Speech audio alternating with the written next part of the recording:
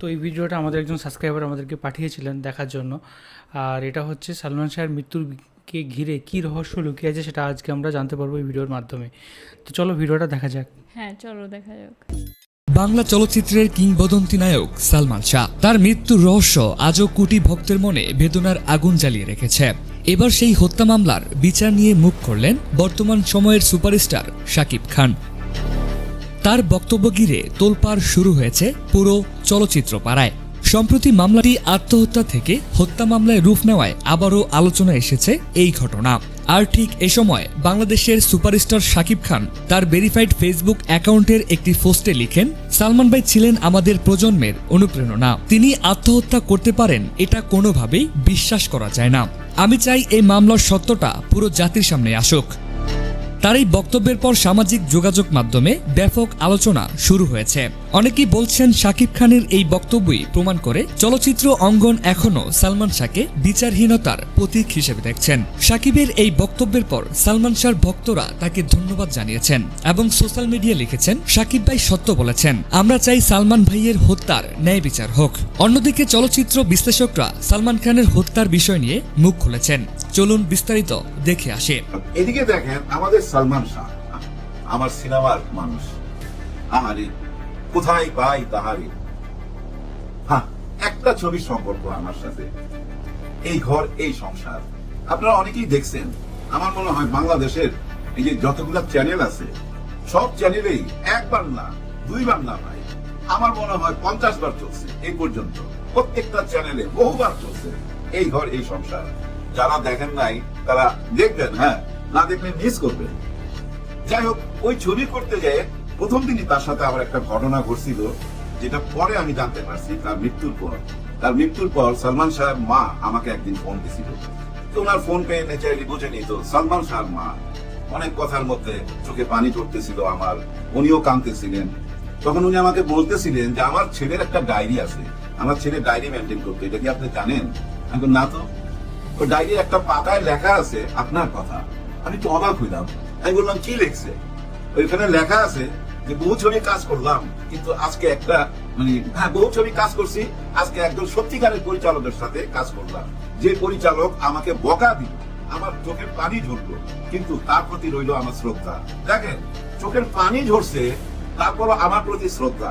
ওই ডায়েরিটা কিন্তু এখনো আছে, আমার মনে হয় পুলিশের কাছে আছে। যাই হোক, কেন ও চোখের পানি ঝরালো এই গল্পটা এর আগেও আমি করছি, যখন আমি সিনেমা নিয়ে কন্টেন্ট বানাইতাম তখনই আলাপটা করছি। কিন্তু ইদানিং যারা আমাকে ফলো করেন ওনারা নিশ্চয়ই ওই কন্টেন্টটা দেখেন নাই, ওনাদের জন্য বলতেছি। সেদিন ছিল এই ঘর এই সংসার ছবির প্রথম শুটিং।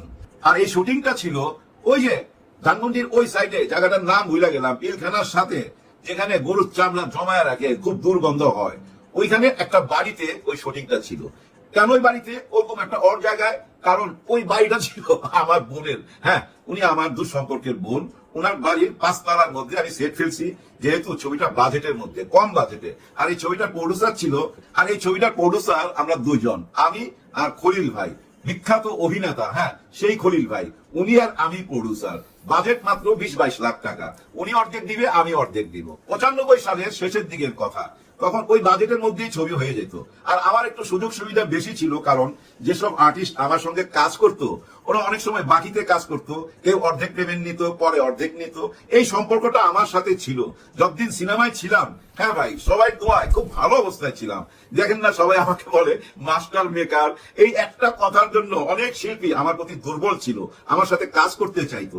ঠিক তেমনি সালমান শাহের সাথে যখনই এফডিসিতে দেখা হইতো তখনই জড়ায় ধরতো। একটা অভ্যাস আছে কিন্তু, মানুষকে খুব আপন করে নিতে পারে। দৌড় দিয়ে এসে না, পিছন দিক দিয়ে জড়ায় ধরতো, আর কারের কাছে বলতো কবে আপনার ক্যামেরার সামনে আসুন। আমি তখন বলতাম হ্যাঁ, খুব তাড়াতাড়ি, খুব তাড়াতাড়ি। যাই হোক, একটা টাইমে সুযোগ চলে আসলো, আমি সেই সুযোগটা সৎ ব্যবহার করলাম। ওনাকে আমি ডাকলাম, সালমান শাহকে, যে আমরা একসাথে কাজ করতে চাই। ওই টাইমে সালমান শাহ 6 লক্ষ টাকা নেয়। তো আমি বললাম আমার কাছ থেকে কত নিবেন সেটা বলেন। তখন আমার বলতেছে আপনি বেড়া বলা যাবে না, তুমি বেড়া বলেন। আমি তো না না, আমি তুমি বেড়া বলবো না। আসলে ভাই ব্রাদার, এই যে সিনেমায় যত নায়ক নায়িকা দেখেন, সিনিয়র জুনিয়র, কাউকে আমি তুমি বেড়া বলি না, আমি সবাইকে আপনি করেই কথা বলি। ওইটা আমার ভালো লাগে। হ্যাঁ, ভালো লাগে। নায়ক মান্নাও বহুবার বলছে যে আফসারি ভাই দৌড়, আপনি করে বললে ভালো লাগে না। আমি না না, আমি তুমি করে বলতে পারবো না। আসলে আমার মুখে তুমিটা আসে না। আমার বাসায় যে হেল্পিং হ্যান্ড যে কাজ করতে আসে না, তাকেও আমি তুমি করে বলতে পারি না, আমার মুখে আসে না। যাই হোক, নিজের গুণ গায়ের লাভ নাই, সবাই ভালোবাসা পাইছি বই নাই। ওই ডায়েরিতে সালমান শাহ লিখছিল যে আমাকে ধমক দিল। হ্যাঁ, ওই ধমকের কথাটাই আসি। ওই দিন প্রথম শুটিং ওই বাড়িটাতে। তো যাই হোক, শুটিং আরম্ভ হয়ে গেছে সকালবেলা, খুব সুন্দরভাবে শুটিং চলতেছে। দুপুরে খাওয়ার ব্রেক দিলাম, খাওয়ার ব্রেক 1 ঘন্টা থাকে। আমি প্রায় 1.5 ঘন্টা পর আবার ক্যামেরার সামনে গেছি, ডাকলাম সবাইকে।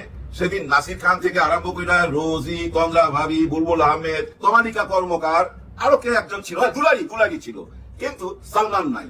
কি হলো, খাওয়ার ব্রেক দিলাম, ও গেল কই? ও তো বাসায় চলে গেছে খাইতে। হায় হায়, এটা কি করলো? আমি এদিক দিয়ে কিন্তু লাইট টাইট জ্বালায় রেডি, শর্ট নিব, এখন ও নাই। কেমন লাগে মেজাজটা চিন্তা করেন। মনে মনে ভাবলাম দেখি, ঘড়ির দিকে তাকায় থাকি, ঠিক 2.5 ঘন্টা পর আসছে। খাওয়ার ব্রেক কিন্তু 1 ঘন্টা, সে কিন্তু আরো 1.5 ঘন্টা বেশি ব্রেক নিয়ে নিল। তখন মনে মনে ভাবলাম যে বিলাই তো আজকেই মারতে হবে।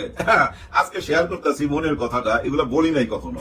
এখন আমার মনে মনে চিন্তা, বিলাই বাসর ঘরেই মারতে হবে, মানে আজকেই তো বাসর ঘর, আজকেই ছবির প্রথম শুটিং আরম্ভ হয়েছে, আজকে বিলাই মারতে হবে। না হলে এই বিলাই আমাকে এই ছবি চলাকালীন খুব ভোগাবে, লেট করে আসবে, নিজের মর্জি মতো চলবে। যাই হোক, একটা টাইমে সালমান যখন ওই যে 2.5 ঘন্টা টাইম খায় আসলো, তখন আমি তার ইশারায় মেকআপ রুমে ডাইকা নিয়ে গেলাম। একটা রুমকে মেকআপ রুম বানানো হয়েছিল, ওইখানে ডাইকা নিয়ে বললাম যে দেখো সালমান, তুমি আমার অনুমতি না নিয়ে নিজেই একটা ব্রেক নিয়ে নিলা 2.5 ঘন্টার।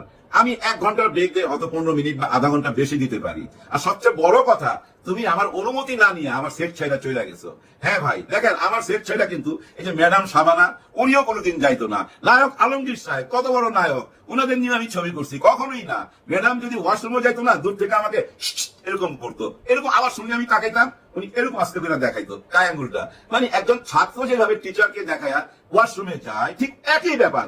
আমার অনুমতি ছাড়া কেউ যায় না। আর এটা আমার একটা ইগো প্রবলেম আছে, কারণ আমি পরিচালনাটাকে মনে করি একটা যুদ্ধের মতো। ওইখানে আমি জেনারেল, আমার অর্ডারই সব চলতে হবে, আমি যা বলবো তাই হইতে হবে, এরকম একটা ব্যাপার আমার ভিতরে কাজ করে। আর ওই কাজ করে বললে অনেকে কিন্তু আমাকে আবার বলে এই লোকটা একেবারে চামার, কোনো কিছুই ছাড় দেয় না। হ্যাঁ ভাই, সিনেমায় আমি কোনো কিছু ছাড় দিই না, আর ওই ছাড় দেই না বললেই একটা টাইটেল পাইছিলাম, যেটা একটু আগে বললাম। যাই হোক, তখন আমি তাকে বললাম যে তুমি আমার অনুমতি ছাড়া যেহেতু গেছো, সেহেতু আমি এই ছবিটা করবো না।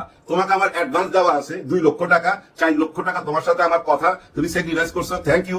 ওই 2 লাখ টাকা ফেরত দেওয়ার দরকার নাই, ছবিটা এখানেই stop, full stop, enough is enough. এরকম একটা ভাব ধরে না রুম থেকে বাইরে আমি ছাদে চলে গেছি।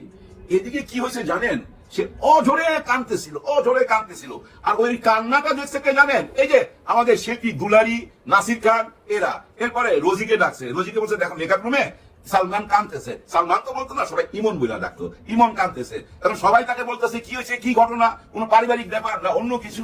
আসলে আমি যখন বকা দেই নাই, মানে শাসন করছি, তখন তো কেউ ছিল না। কিন্তু সে তখন সবাইকে বলছে ছবিটা উনি বন্ধ করে দিছে, আমি ওনার অনুমতি না নিয়ে বাসায় গেছিলাম, এটা আমি ভুল করছি, আমি সরি।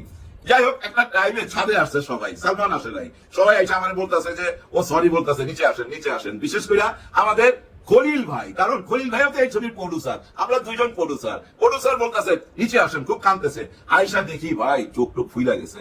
এমনি ফর্সা মানুষ, জানেন ও মেকআপ ছাড়া শুটিং করে, কিন্তু কোনোদিন মেকআপ নেয় না, কিন্তু মেকআপ রুমে বসে আড্ডা মারে, কিন্তু মেকআপ নেয় না। একটা তাওয়াল থাকে তার, ওই তাওয়ালটা বরফের মধ্যে দেওয়া থাকে, ওইটা নিয়ে খালি মুখ মোছে, আর মুখের ডলা দিলি না লাল হয়ে যায় চেহারা। প্রত্যেক শটের আগে ওরকম মুখের মধ্যে ওই তাওয়ালটা ডলা দেয়, দিলি লাল হয়ে যায়। পর্দায় যে সালমান শাহকে আপনারা দেখেন, বাস্তবে সালমান শাহ আরো সুন্দর ভাই, আরো অনেক সুন্দর, আমি বুঝাইতে পারুম না। যাই হোক, ওই দিন থেকে পুরা ছবিটা এত সুন্দর ভাবে আমি পার করছি, পুরা সহযোগিতা পাইছি আমি সালমান শাহ, পুরা সহযোগিতা। কখনো 1 মিনিট লেট করে আসে নাই। যদি আমি 9টায় বলতাম না, ও 9:45 চলে আসতো। আর সবচেয়ে বড় কথা কি জানেন, ওর মধ্যে ভনিতা ছিল না, যা কিছু ছিল একদম খাঁটি ব্যাপার, কোনো ভনিতা ছিল না, কোনো নাটক ছিল না, ওই যে লোক দেখানোর ব্যাপার তা ছিল না। কিন্তু একটা ছবি ওই আমলে খুব ভাইরাল হয়েছিল, ছবিটা কেমন ছিল, ও আমার মাথার মধ্যে ছাতা ধরে রাখছে, আর আমি ক্যামেরায় কাজ করতেছি। আপনারা হয়তো অনেকেই জানেন, অনেকেই জানেন না, আমি কিন্তু আমার ছবির এই যে ক্যামেরার ব্যাপারটা আমি দেখভাল করি। ক্যামেরা সেকশনে একজন থাকবে না কেন, নিশ্চয়ই থাকে, তারই দায়িত্ব, কিন্তু এটা আমার নিয়ন্ত্রণে থাকে। আমি মনে করি ক্যামেরার উপরে যদি কোনো পরিচালকের অধিকার না থাকে, অধিকার কথাটা মনে রাখেন, ক্যামেরার উপরে যদি তার অধিকার না থাকে, সে কোনোদিন পরিচালক হইতে পারবে না। যাই হোক, আমার এই ঘর এই সংসার একদিন শেষ হইলো, রিলিজ হইলো, কিন্তু রিলিজে আমি ভালো ফলাফল পাইলাম না। কেন পাইলাম না জানেন? আমার ছবির সাথে রিলিজ হয়েছিল রুটি নামে একটা ছবি, রুটি। ওখানে মেহেদি ছিল, মান্না ছিল, আরো কিছু নায়িকা ছিল। ওই ছবিটা ছিল ভাই একেবারে খোলামেলা, এনায়েত করিম ছিল পরিচালক, আর আমার ছবিটা ছিল টোটাল সোশ্যাল ইমেজের একটা ছবি, যে ছবিটা ঘর সংসার নিয়ে, যার জন্য ছবির নাম এই ঘর এই সংসার। যাই হোক, ছবিটা রিলিজের পর তেমন ফলাফল না পাইলো, 1 মাস পর এই ছবিটা আবার দিক নিল, মানে আলোচনার শীর্ষে চলে আসলো। কিন্তু কেন? এই যে 1 মাসের কথা বললাম, এই 1 মাসের একদিন আগের ঘটনা বলি। এবার সকালে ঘুম থেকে উঠা শুনি সালমান শাহ নাই পৃথিবীতে। কি হয়েছে? ও আত্মহত্যা করছে, এরকম একটা কথা শুনলাম। আমার মনের মধ্যে তখন প্রশ্ন উঠলো, কিরে গতকাল রাত্রি তো ও আমার সামনে দিয়ে গেল, ওর বউ গেল, সাথে বাদল খন্দকারকে নিয়ে গেল, বিখ্যাত পরিচালক বাদল খন্দকার। সালমান শাহ ডাবিং করতেছিল ডাবিং থিয়েটারের ভিতরে, সেখানে শাবনূর ছিল এবং সালমান শাহ ছিল এবং এই সামিরা ছিল। সামিরাকে নিয়ে কিছু কথা বলবো আমি, আগে এই ডাবিং এর কথাটা বইলা নেই। তোমরা ভিতরে ডাবিং করতেছিল। কেন সামিরা আসতো? সামিরা আসতো এই জন্য, যখনই শাবনূরের সাথে সালমানের কোনো কাজ থাকতো তখন ইনি আসতো, কারণ ওনার ভিতরে একটা সন্দেহ কাজ করতো যে শাবনূর আর সালমান শাহের ভিতরে কোনো সম্পর্ক আছে, এরকম একটা ব্যাপার তার ভিতরে কাজ করতো, যার জন্য শাবনূরের যেখানে শুটিং থাকতো, ডাবিং থাকতো, এই সামিরা যেত। যাই হোক, সেদিনের কথা বলি, ডাবিং শেষ হয় কিন্তু রাত্রে 10টা থেকে 11টার মধ্যে, কিন্তু তখন বোধ হয় 8টা 9টা এরকম একটা টাইম। ওই ডাবিং থিয়েটারের সামনেই দেখবেন ঝর্ণা স্পট, আর ওই ঝর্ণা স্পটের গেটটার মধ্যে আমি, বাদল খন্দকার, আরো অনেকেই ছিল, আমাদের সমবয়সী যারা পরিচালক অনেকেই ছিল। তবে বাদল খন্দকারের সাথে সালমান শাহ একটু ডিপ রিলেশন ছিল। হঠাৎ দেখলাম সালমান বাদল খন্দকারকে ডাক দিল একটুখানি দূরে, আমার সাথে হাই হ্যালো হয়ে গেল, কিন্তু সালাম দোয়া হয়ে গেছে দূর থেকেই। আর বাদল খন্দকারকে ডেকে বলতেছে, কি হলো, টাকা কই, এরকম আঙুল দিয়ে দেখাইতেছে। আমার বাদল বলতেছে যে শিডিউল কই। হয়তো কোন একটা ছবি নিয়ে তাদের মধ্যে আলোচনা হয়েছে, ওই কারণে বাদল খন্দকার শিডিউল চাইতেছে আর ওর টাকা চাইতেছে, দুজনে মজা করতেছে। একটা টাইমে দেখলাম বাদল খন্দকারকে গাড়িতে বসায়া তারা বাসার দিকে চলে গেল। এটা কিন্তু শেষ দেখা, আর দেখা হয় নাই, আর তার মুখ দেখা হয় না। হ্যাঁ, দেখা হয়েছে, তখন তো সে পৃথিবীতে নাই, তার ওই ঘুমন্ত চিরনিদ্রার মুখটা দেখা হয়েছে। এখনো ভুলতে পারি না। যাই হোক, একটু আগে যে বলতেছিলাম যে সামিরার ব্যাপারে একটু কথা বলবো। আমি 2-2.5 বছর আগে একটা কন্টেন্ট বানাই এই সালমান শাহকে স্মরণ কইরা, আর ওই কন্টেন্টটার মধ্যে আমি 3টা এস তুলা ধরি। 3টা এস বুঝছেন? সালমান শাহ, সামিরা, শাবনূর, এই 3টা এস কে তুলা ধইরা কিছু কথা বলি। আর ওই কথাগুলোর মধ্যে এই যে একটু আগে যেটা বললাম, শাবনূরের যেখানেই কাজ থাকতো সামিরা সেখানেই জায়গা পৌঁছায় যেত, সেখানেই তাকে পাহারা দিত। এখন ভাই ব্রাদার একটা জিনিস চিন্তা করেন, একটা জুটি যখন কাজ করে, সিনেমার ব্যাপার এটা তো বুঝেন, আর যদি ঘর থেকে চাপ থাকে যে না তুমি তার সাথে কাজ করতে পারবে না, মানে সন্দেহ করে, তাহলে একটা এক্সট্রা প্রেশার পড়ে কিন্তু শিল্পীর উপর, যেটা মনে মনে আমি পছন্দ করতাম না। দেখেন না, এই যে শাবানা এবং আলমগীর সাহেব যে কাজ করতো, অনেক পোলাপান মনে করতো কি জানেন, তারা হাজবেন্ড ওয়াইফ, আসলে তা না। কিন্তু আলমগীর ভাই এবং শাবানা ম্যাডামের সাথে আমার তো ছবি হয়েছে, আমি জানি আলমগীর সাহেব পুরো ইন্ডাস্ট্রির মধ্যে যদি কাউকে শ্রদ্ধা করে, আগে সালাম দেয় এবং যাকে দেখতে দাঁড়ায় যায়, সেটা হলো শাবানা ম্যাডাম। শাবানা ম্যাডামকে ভীষণ শ্রদ্ধা করে আলমগীর ভাই, আমার নিজের চোখে দেখা। অথচ বাইরের মানুষ মনে করে তারা স্বামী স্ত্রী, কারণ এই জুটিটা সুপার হিট ছিল। তেমনি শাবনূর আর সালমান শাহ জুটিটা সুপার হিট। প্রডিউসাররা এখানে টাকা লগ্নি করতে চাইতো, এই জুটি থাকলেই হিট, কিন্তু ওই জুটিটা ভাঙ্গা দিতে চাইতেছিল সামিরা চাচ্ছিল না শাবনূরের সাথে সালমানের কাজ হোক। ওই ব্যাপারগুলো নিয়েই আমি আলোচনা করছিলাম। ওই কন্টেন্টটা রিলিজ হওয়ার পরই সামিরা আমাকে ফোন করছে। ফোনটা পাই আমি বেশি অবাক হই নাই, কারণ আমার নাম্বার থাকতেই পারে। আর আমি যে নাম্বারটা গত 30 বছর যাবত ব্যবহার করতেছি, এই নাম্বারটা সালমান শাহর গিফট করা, উনার গিফট করা বলেই কিন্তু আজ পর্যন্ত আমি চেঞ্জ করি নাই। অনেক মানুষের অনেক টেলিফোন থাকে, অনেক নাম্বার থাকে, আমার ওই একটাই নাম্বার, তার স্মৃতি হিসাবে আমি রাইখা দিছি ভাই। কারণ কি জানেন, ও আমার ছেলে রবিকে অনেক ভালোবাসতো। একটা ছবি দেখেন না, তারপর একটা বাচ্চা, ফুটফুটে বাচ্চা, ওই বাচ্চাটা আমার। অনেকেই মনে করতো সামিরা আর সালমান শাহর বাচ্চা, আসলে তা না। যাই হোক, এখন দেখেন এই সামিরা আমাকে ফোন করে বলতেছে যে আপনি এই কন্টেন্ট প্রাইভেট করেন, এখন ডিলিট করেন। আমি কেন, কি হয়েছে ভাই, কি প্রবলেম? বলে যে আপনি জানেন না এটা নিয়ে মামলা চলতেছে, টিভিআইতে মামলা চলতেছে, অমুক জায়গায় এই হইতেছে, হারুন সাহেবের কথা বললো, অনেক রকম পুলিশের কথা আমার কানের সামনে বললো। তার মানে কি জানেন, সে আমাকে ভয় দেখাইতেছে, আপনি যদি এই কন্টেন্ট প্রাইভেট না করেন তাহলে কিন্তু দেখা দিব। আমি আবার ভাই একটু অন্যরকম মানুষ, আমি সবার সাথে ঝগড়া করতে রাজি। তো দর্শক, আপনাদের মতে সালমান শাহ হত্যাকারীদের কি ধরনের শাস্তি হওয়া উচিত জানিয়ে দিন আপনার মূল্যবান মতামত আমাদের এই ভিডিওর কমেন্ট বক্সে। আমরা দেখতে পেলাম যে সালমান শাহ কিভাবে তার শুটিংগুলো করতেন এবং শুটিংয়ের সময় তিনি কতটা মানে স্বতঃস্ফূর্তভাবে কাজগুলো করতেন। এবং এখানে ডাইরেক্টর তিনি হচ্ছেন এই ঘর এই সংসারের ডাইরেক্টর সিনেমার। আমার তো এই ঘর এই সংসার এই সিনেমা দেখা হয়নি, তো সালমান শাহের আমরা কিছু ক্লিপস দেখেছি, আমরা সালমান শাহের ব্যাপারে জেনেছি, অনেক গান শুনেছি। তো খুবই বড় মাপের উনি অভিনেতা একজন ছিলেন। আর তার হত্যা হয়েছিল, এখন যেটা প্রমাণে ধীরে ধীরে উঠে আসছে, এবং কে হত্যা করেছিল বা কারা দোষী ছিল তার জন্য শাস্তি হয় এটা আমরা কামনা করব। আর এই ভিডিওতে আমরা দেখলাম যে ইনি স্মৃতিচারণ করেছিলেন যে তিনি কেমন মানুষ ছিলেন, তিনি যতটাই ছিলেন যেরকমই ছিলেন তিনি পুরো কিন্তু অরিজিনাল ছিলেন, তাই না? এবং তিনি মানে এত ফর্সা এত সুন্দর দেখেছিলেন যে তিনি কোনো মেকআপ করতেন না। তো কেমন লাগলো বলো তোমার এই ভিডিওটা, এবং তোমার কি বক্তব্য এই সালমান শাহের বিষয়ে? হ্যাঁ, আমার দেখে খুব ভালো লাগলো। আর সালমানে এটা তো একটা বিতর্কিতমূলক ঘটনা, এটা হচ্ছে দেখাচ্ছে যে সালমান শাহ তিনি কেন মারা গেছিলেন, তিনি কেন আত্মহত্যা করেছিলেন, এটা নিয়ে বিভিন্ন বিতর্ক আছে। এখানে পুরো ব্যাপারটা শিওর নয়, তবে ডিরেক্টর যেহেতু তার সাথে কাজ করেছেন তিনি সালমান শাহকে অনেক দিন ধরে চিনিয়েছেন। মানে সালমান শাহ তিনি খুব মানে যতই অভিনয় করুন, যতই তিনি বড় মানুষ হন, কিন্তু তার তেমন একটা আর্ট থাকেনি, তিনি সহজ সরলই ছিলেন, তার এত কথারও মারপেশ থাকেনি। এরপর তিনি হঠাৎ করে আত্মহত্যা করলেন, এটা একটা সত্যি একটা আশ্চর্যজনক বিষয়। আর যেটা বললেন যে সালমান শাহ আর শাবনূরের একটা ভালো জুটি ছিল, আর সেটা সালমান শাহের স্ত্রীর পছন্দ ছিল না, তিনি যেখানেই অভিনয় হতেন সেখানেই চলে যেতেন। এই তিনজন মানে সালমান শাহ শাবনূরের একটা ভালো সম্পর্ক ছিল, শাবনা এটা হচ্ছে সে যে উপস্থিত হতো, এই ঘটনাটার মধ্যেই কিছু একটা ব্যাপার আছে। এরপর যতক্ষণ আমরা মানে এটা শিওর নই, যতক্ষণ সত্যিকারের যে ঘটনাটা কি হয়েছিল সেটা আমরা জানি না, তার জন্য ঠিক করে কিছু বলতে পারছি না যে তিনি কেন আত্মহত্যা করেছিলেন, কি হয়েছিল। কিন্তু আমার মনে হচ্ছে এই ব্যাপারটার মধ্যে কিছু একটা আছে, তদন্ত করলে অবশ্যই হয়তো পাওয়া গেছে কিংবা পাওয়া যাবে।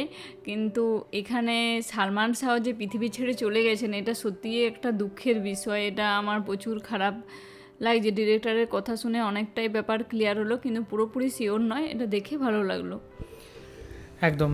তো আর আরও একটা ভিডিও আমাদের একজন সাবস্ক্রাইবার পাঠিয়েছেন, সেটা আমরা দেখতে পারি, সেটা জানলে একটা ডকুমেন্টারি আছে, তো সেটা জানলে হয়তো আমরা আরও ক্লিয়ারলিভাবে বুঝতে পারবো যে তার মৃত্যু হয়েছিল নাকি তাকে কেউ খুন করেছিল সেই বিষয়টা।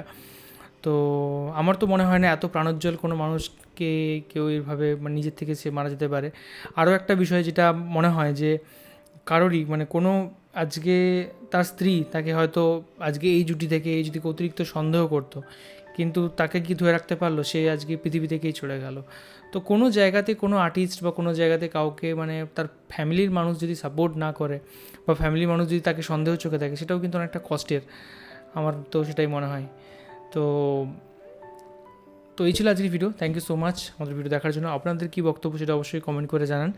আর এখনকার মতো এই পর্যন্তই, দেখা হবে পরবর্তী ভিডিওতে। সবাই খুব ভালো থাকবেন, সুস্থ থাকবেন, আর দেখতে থাকবেন আমাদের চ্যানেল। টাটা।